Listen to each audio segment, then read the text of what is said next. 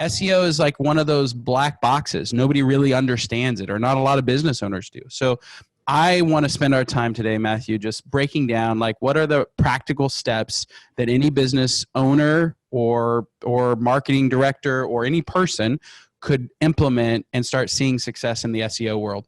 Step one is probably a little bit different than what you would think. Some people might say keyword research, find out what keywords people are searching for, figure out your content. Those are all really important initial steps, but the very first thing is just to realize if SEO is for you or not. And it isn't for everybody. Part of that whole mythical thing that you described, I get that constantly. Like people just don't understand it. Or they maybe know a little bit about SEO and they just don't know any of the details. And part of the thing that happens when people don't understand it is they think they need it, but they don't really know that they don't need it. So your audience may not be on Google searching for you. And that's true for a lot of industries, a lot of B2B industries. Like for example, I talked to an attorney the other day who deals with real estate law, and many of their clients are huge corporations that own millions of units across New York City. And they're not Googling. Yeah. I mean, a person like that is tapping their referral network to try to figure out what attorney to go with. Right. And the same for other large scale businesses that are dealing with other businesses. Like if you're a steel company and you're selling to an auto manufacturer, there may be some things to help make it so that you look halfway presentable in search, but an ongoing SEO campaign is probably not the best place to spend your money. So I'd say first step, figure out if it's for you. If you're B2C, there's a good chance that SEO is going to be helpful because consumers go to search constantly. More than 70% of people go to a search engine to find what they're looking for online. And so if you're B2C, there's a good chance that SEO is something you need to be strongly considering. If you're B2B, maybe you got to look at your audience, figure out how your audience is finding you. Is it on search? Is it on social? Is it through a referral network? Is it? How do you find that out though, Matthew? How do you find that out? Like if I know nothing about SEO and you're telling me to find out, and I'm like, I don't know. That leads me to my next first step. Coincidentally, this is the second first step. I love it.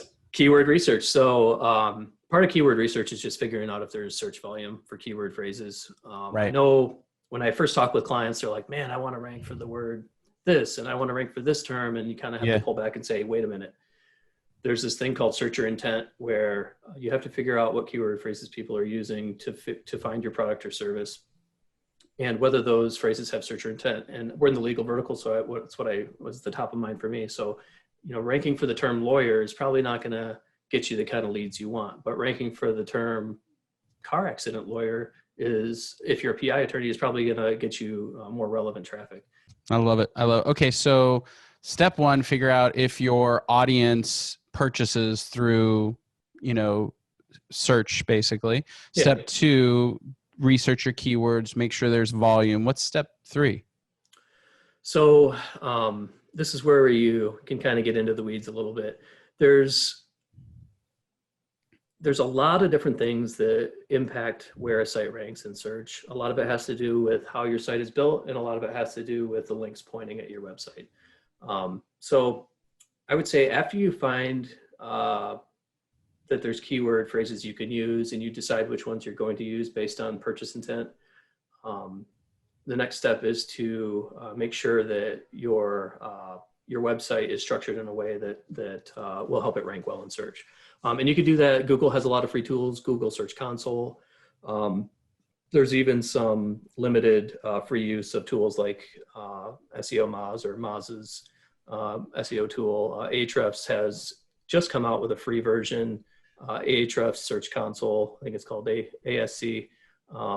It's either already launched or it's launching soon, where you can get some of their data for free to try to see how your site shapes up. SEMrush is another good one that we use. So we're talking tools now. So what you're saying is step one, figure out if your people buy online. Step two, figure out what your keywords.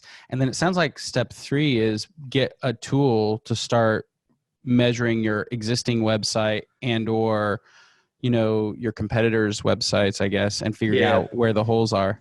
I mean, we can go through like every single thing, but a tool you can oftentimes take your site, plug it in, and it'll do an audit for you, and it'll point out any deficiencies. I mean, we have lots of content on our site, esqmarketing.com, or I'm sorry, esq.marketing, where you can, learn about some of the common things to look for what we call it on-site SEO, some of the things that are related to your site that you have control over that you need to change. And a lot of it has to do with content organization, making sure that each page is targeting a specific keyword phrase, making sure that the keyword phrases are in key foundational places of those pages, in the title and the meta descriptions and the headings, making sure that you have robust content for that particular topic.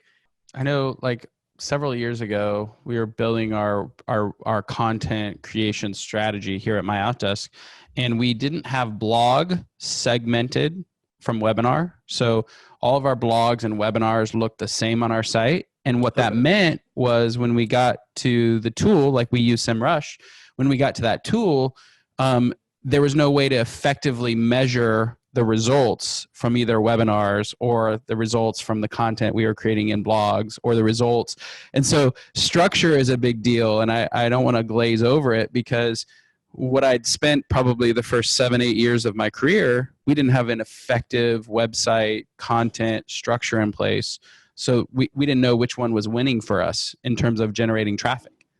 Yeah, that can be a problem. And if you look at Google's mission statement was to organize the world's information, or at least it used to be at one point. And it can really confuse them when you don't have a well organized site in terms of content. Like if you have one page focused on a lot of different topic areas and it's all over the place, they don't necessarily know if that's the best particular piece of content for that topic area when they go and they look in their index to show it to somebody who's searching for it. I love it. I love it. You had mentioned there was a little conversation about social, but I want to make sure that we're clear about not only social, but video, and how video and social should be incorporated into this content game so that we're having the best results. What does that look like for you? So we don't do social as an agency, and then social and SEO, I mean, I can speak to it in terms of promotion. I feel like it's a valuable promotional tool. Yep. Look, I mean, social is a great way to promote your site, promote your products and services, whether it's paid or organic. I do think everyone should be at least investigating if social is the right channel for them. And if it is, I think you should be, present and participating there. I think it's great for getting eyeballs on content, because you need eyeballs on content in order for people to be like, oh, cool, this is a handy post, I'm going to link to this. Yep. So I think as a secondary channel for SEO, like in promoting content to get links, I think it's really valuable there.